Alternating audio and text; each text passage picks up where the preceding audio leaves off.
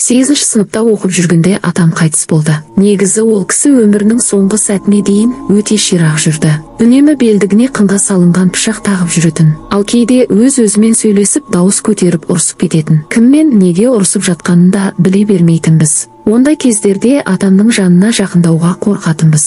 Өйткені кейде біреулермен қырық пышақ болып ұрсып, тіпті белбеуінде тағулы тұрған қыннан пышағын суырып алып, енді ешқайсысын бермеймін деп бізге көрінбейтін әлдебіреулерге тұра ұмтылатын. Әлден уақытты барып басылатын. Әкемнің айтуынша, атам ондай күйге 60-шы жылдарда тап болған. Атамның сондай күйге тап болғаны жайлы әкем айтқан әңгімені басынан баяндайын. Бір күні атам кеш болып қалған мезгілде көрші ауылдан келе жатады. Ауылға жақындап қалғанда жол бойында отырған жас шамасы 4-5 тердегі қызды көреді. Адасып қалған болар деген атам кімнің баласы екенін, мұнда қайдан келгенін сұрайды. Бірақ қыз бала жауап қатпайды. Байғұс бала мылқау екен ғой, мына жерде қасқыр тартып кетер, ата-анасы іздеп жүрген шығар. Ауылға барған соң ата-анасы да табылар деп ойлаған атам қызды атына мінгестіріп үйіне алып келеді. Үйге жеткенде қызды аттан түсірейін деп арт жағына қараса, қыз жоқ. Алғашында жолда түсіп қалды ма деп ойлайды. Бірақ қыз аттан құлап қалса сезер еді.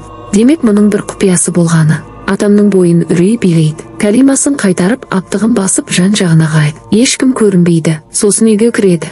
Үйге кірген соң да атамның бойындағы үрей тарқамайды. Бір жағдайдың болғанын сезген әжем не болғанын сұрайды. Атам болған жағдайды айтып береді. Ертеңде түнде ғана ойнап отырған әкемнің 9 жастағы қарындасы таңертең қатты ауырып тұрады. Не болғаны түсініксіз. Тілден қалып көзін ашпайды. Науқастанған баланы қараған молда да, емші де нақты ештеңе айта алмайды. Жасаған ем-домдарының да көмегі болмайды. Атам мен әжемнің Алладан тілек тілеуден өзге амалдары қалмайды. Кеш болғанда кенет атам өз-өзімен сөйлесіп бермеймін деп жылай бастайды. Атамның мына күйін көріп қорқып кеткен әжем туыстарды шақыртады. Үйге келген үлкен кісілер қызының ауырғаны жанына батқан болар деп пайымдап, басу айтып сабырға шақырады. Бірақ атам олардың сөзіне көңіл аудармастан бермеймін деп көкке қарап жылай береді. Әлден уақытта атам жылауын тоқтатып өз-өзіне келеді. Үлкендердің не болды деген сауалына бір дауыс қызыңды бер деп сұрап қоймай жатыр дейді. Сонда молда тұрып, бұл шайтанның әрекеті, айтқандарына көнбе, бердім деп айтушы болма.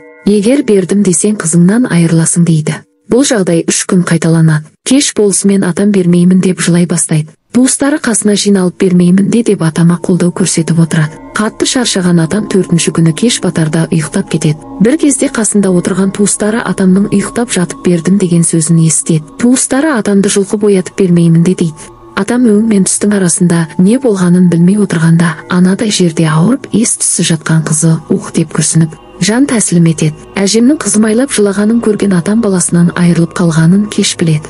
Жалма жан бермеймін деп айғай салады. Қызы қайтыс болған соң арадан 4-5 жыл өткенде атам тағы да өз-өзімен сөйлесіп, енді ешқайсысын бермеймін деп өзінен басқаның көзіне көрінбейтін белгісіз біреулермен ұрсуды бастайды. Ондай жағдай айына кейде 2-3 айда қайталанып отырады. Кейін белгілі болғандай құлағына балаларыңның біреуін бер деген дауыс қайта естілерден 5-6 күн бұрын баяғы жол бойында кез болып кенеттен ғайып болған 4-5 жасар қыз атамның түсіне кіреді. Түсінде сол қыз атамның қайтыс болған қызымен ойнап жүр екен. Сол түсті көрген соң көп ұзамай атамнан баласының біреуін беруді сұраған дауыс қайта естіле бастапты. Атам қыннан пышағын суырып алып, ұмтылғанда жаңағы дауысап тыйылады екен. Сол себепті атам үнемі белдігіне қынға салынған пышағын тағып жүретін болған көрінеді. Есейгенде атама жол бойында жолыққан қыз бала кім болды екен? Атамнан баласын беруді сұраған кім? Санама сол сияқты талай сұрақ ұялады. Бірақ ешбіріне нақты, дәлелді жауап таба алмадым. Бір білерім қандайда бір тылсым құдіреттің әсері болған ау.